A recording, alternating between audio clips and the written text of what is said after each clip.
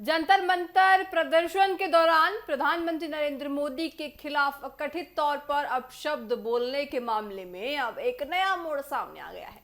इस पूरे विवाद के बीच छात्रा रचिका सिंह का एक माफी मांगने वाला वीडियो सामने आ गया है, जिसमें वह हाथ जोड़कर अपनी बात रखती नजर आई है। वायरल वीडियो में रचिका खुद को 15 साल की बता रही हैं और कह रही हैं कि उससे बहुत बड़ी गलती हो गई है।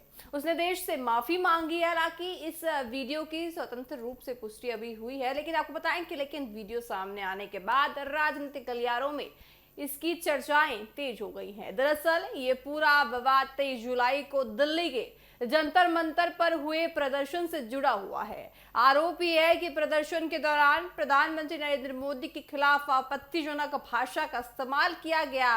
इस मामले में रुचिका सिंह का नाम सामने आया और उसके खिलाफ नोएडा में 0 एफआईआर दर्ज की गई, जिससे आगे की जांच के लिए दिल्ली पुलिस को भेजा गया। वहीं इस पूरे मामले के बीच प्रधानमंत्री नरेंद्र मोदी का एक वीडियो संदेश भी सामने आया था, जिसमें उन्होंने गुस्से की जगह माफी और सुधार की बात कही थी। प्रधानमंत्री ने कहा था, अगर युवा गलती करते हैं तो उन्हें सही रास्ता दिखाना समाज की जिम्मेदारी है। अब इसी घटनाक्रम के बाद रुचिका का माफीनामा वीडियो भी सामने आया।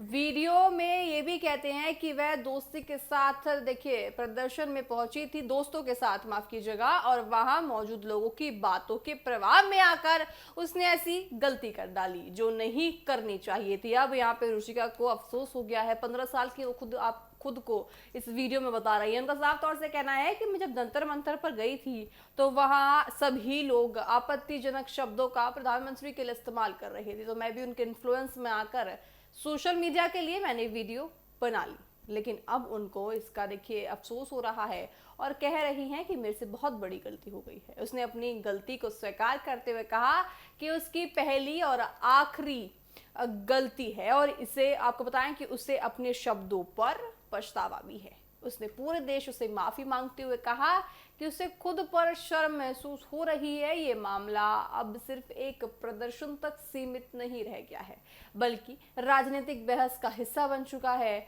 सत्ता पक्ष जहां इसे विरोध की मर्यादा और भाषा से जोड़कर देख रही है, वहीं दूसरी तरफ विपक्ष इस पूरे घटनाक्रम को अलग अलग नजरिए से देख रहा है। राजनीति में विरोध और असहमति लोकतंत्र का हिस्सा है, लेकिन सवाल तब खड़ा होता है जब विरोध की भाषा व्यक्तिगत टिप्पणी और अपमान तक पहुंच जाए।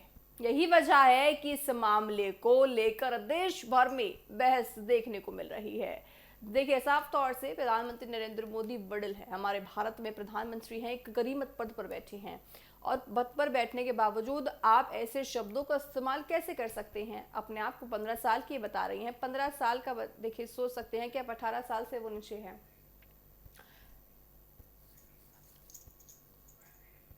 आपको बताएं कि देखिए प्रधानमंत्री नरेंद्र मोदी का कल एक वीडियो भी सामने आया। लगातार आपको दिखा रहे हैं कि उस वीडियो में उन्होंने कहा है कि जो बच्चे हैं जिन्होंने गलती की है उनको उन्होंने माफ कर दिया है, और माफी के लिए देखिए आपको बताएं कि प्रधानमंत्री ने कहा है। तो आइए आपको सुनाते हैं प्रधानमंत्री नरेंद्र मोदी का वो बयान जिसमें उन्होंने सभी जेनज़ियों को माफ कर दिया है। हाय फ्रेंड्स, आज तो मन करता है बस आपसे ही बातें करूं। जंतर मंतर पर जो कुछ भी हुआ देश और दुनिया ने देखा है। कुछ शरारती बच्चों ने भद्दी भद्दी गालियां बोली। किसी भी सभ्य समाज को शोभा न दे ऐसे शब्दों का प्रयोग किया गया। मुझे तो गालियां दी गई, मेरी स्वर्गीय माता को भी गालियां दी गई। न जाने कितना भद्दा स्वरूप था। लेकिन मैं आज बात करना चाहता हूं कि बचपन में गलतियां होती हैं और बचपन में गलतियों से सुधरने का अवसर भी होता है, और यही तो बचपना है। और इसलिए मैं समाज के अंदर जो आक्रोश है उसको भली भांति समझ सकता हूं। एक कल्चरल शौक है कि हमारी बेटियां इस प्रकार की भाषा कैसे बोल सकती है? लेकिन समय है इन बच्चों को गले लगा करके राह दिखाने का। ये गुमराह बच्चे हैं, उनको राह दिखाना हमारा काम है। उनको सजा देना, अदालतों के चक्कर कटवाना, समाज में उनको प्रताड़ित करना, इससे हम परिस्थितियां नहीं बदल पाएंगे।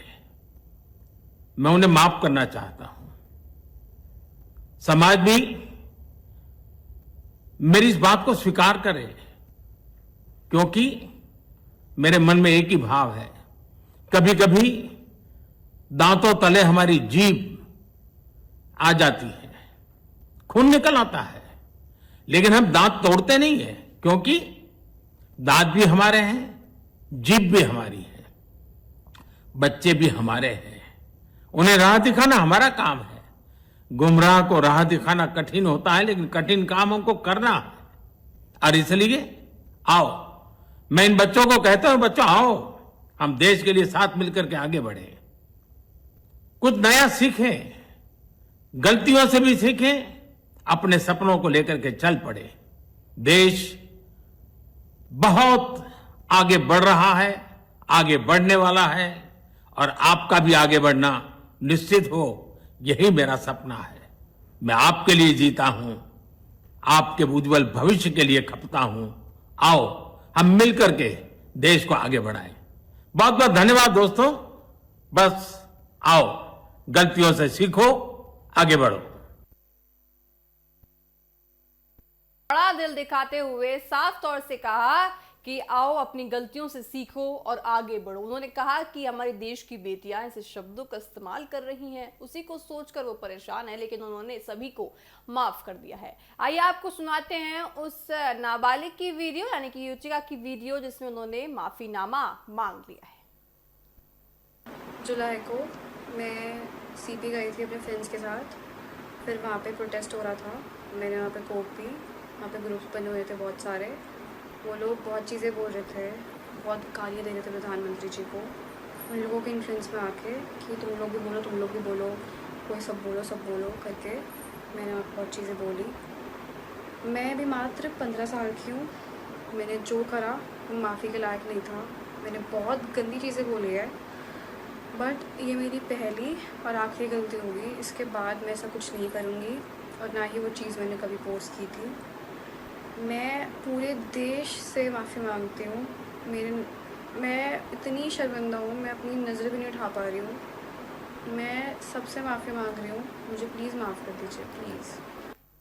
आपको बताएं, इस पूरे घटनाक्रम में सबसे ज्यादा चर्चा प्रधानमंत्री के उस संदेश की हो रही है, जिसमें उन्होंने कार्यवाही से ज्यादा सुधार और युवाओं को सही दिशा दिखाने की बात कही। अब देखना ये होगा कि जांच किस दिशा में आगे बढ़ती है, और साथ ही प्रधानमंत्री नरेंद्र मोदी का जो ये संदेश देश के युवाओं को, यानी कि देश के जेनजियों को है, वो जेनजी इस संदेश को किस तरह से लेते हैं और वो अब सबक सीखते हैं या नहीं।